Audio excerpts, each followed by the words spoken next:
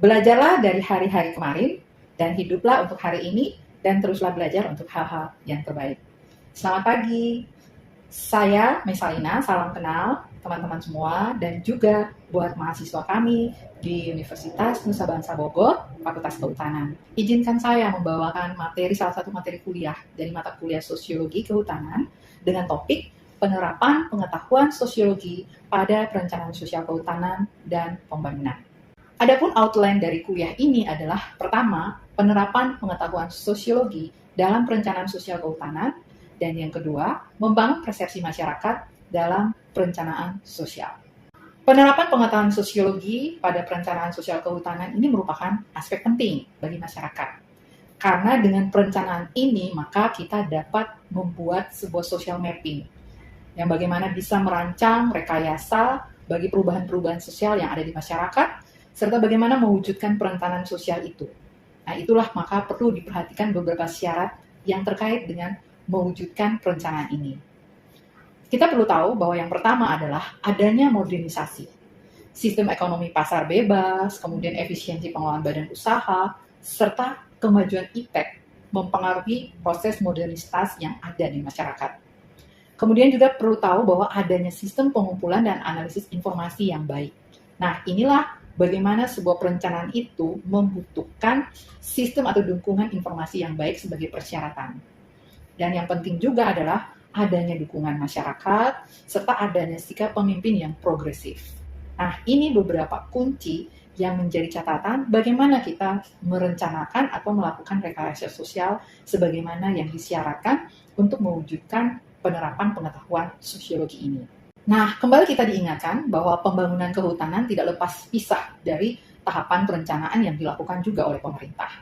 Disinilah kita lihat bagaimana peran lembaga Bappenas ya, bahwa Bappenas sendiri telah merencanakan ada rencana jangka pendek 1 tahun, kemudian jangka menengah, dan jangka panjang dalam pengelolaan pembangunan di Indonesia, bahkan pembangunan kehutanan. Dalam RPJMN tahun 2020 hingga 2024, sektor kehutanan itu disusun dalam 5 elemen redesign pembangunan kehutanan, di mana hutan itu sebagai sumber ekonomi. Kemudian juga sustainabilitas sistem ekonomi, sosial, dan ekologi itu menjadi bagian penting dari elemen redesign ini. Serta bagaimana penyelamatan hutan untuk kehidupan manusia. Nah, inilah yang menjadi poin penting dalam kita memahami bagaimana pembangunan kehutanan. Nah, dalam tahap pelaksanaannya, kita perlu tahu bahwa hal-hal apa yang perlu kita lakukan. Disinilah kita harus bisa mengidentifikasi faktor pendukung dan penghambat pembangunan kehutanan.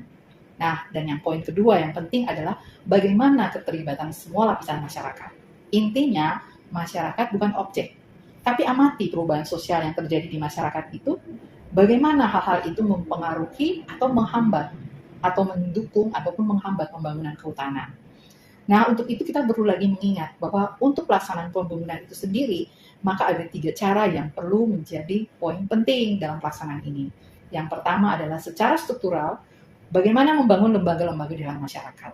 Nah, lembaga-lembaga masyarakat ini tidak bisa kita abaikan, karena perannya adalah bagaimana mewadahi kegiatan masyarakat sehingga akan mencerminkan berbagai perubahan sosial di masyarakat. Kemudian yang kedua adalah secara spiritual, bagaimana membangun watak dan kepribadian melalui pendidikan. Nah, pendidikan ini menjadi faktor penting dalam mewujudkan pelaksanaan pembangunan kehutanan. Bagaimana membentuk perimbawan sejati, bagaimana membentuk perilaku yang mendukung pengelolaan hutan itu menjadi aspek penting. Dan yang ketiga adalah menggabungkan kedua konsep ini. Konsep inilah yang akan membantu untuk melaksanaan pembangunan kehutanan yang terus berkelanjutan.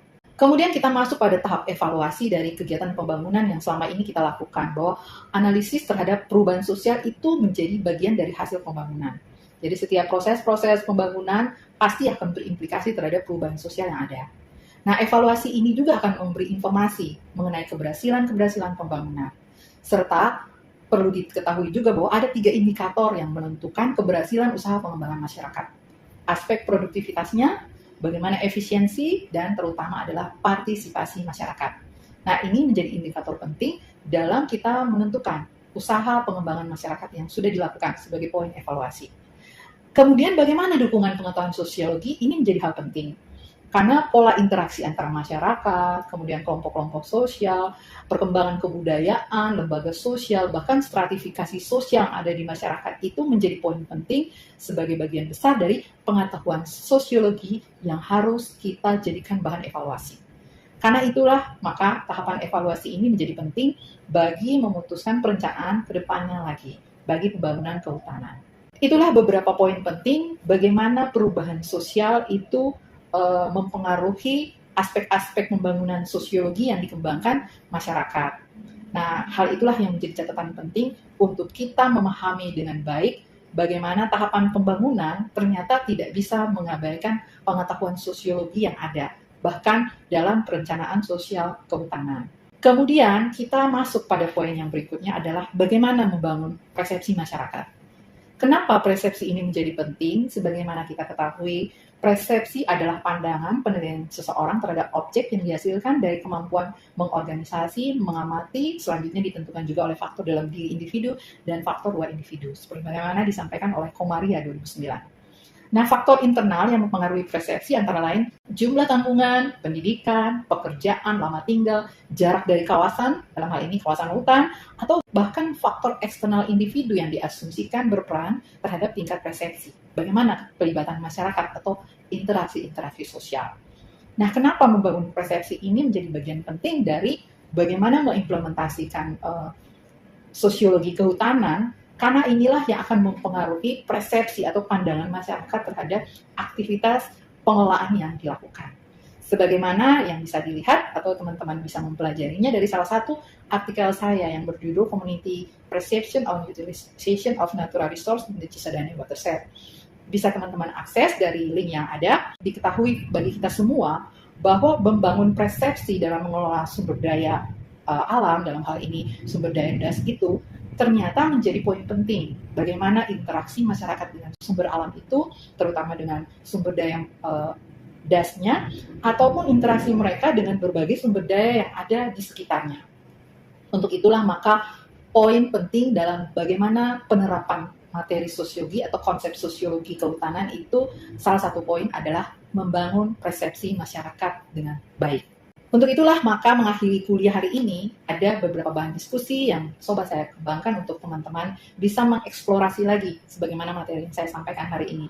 Yang pertama adalah bagaimana menerapkan pengetahuan sosiologi dalam perencanaan kehutanan, kemudian bagaimana membangun persepsi masyarakat dalam perencanaan sosial dalam menata kehutanan. Inilah poin-poin penting yang bisa kita gunakan untuk kembali mengeksplorasi bagaimana penerapan pengetahuan sosiologi ini. Ini beberapa pustaka yang saya coba gunakan dan bisa teman-teman memperkaya juga dengan referensi yang terkait. Nah, terima kasih untuk perhatiannya. Sampai jumpa di kuliah selanjutnya.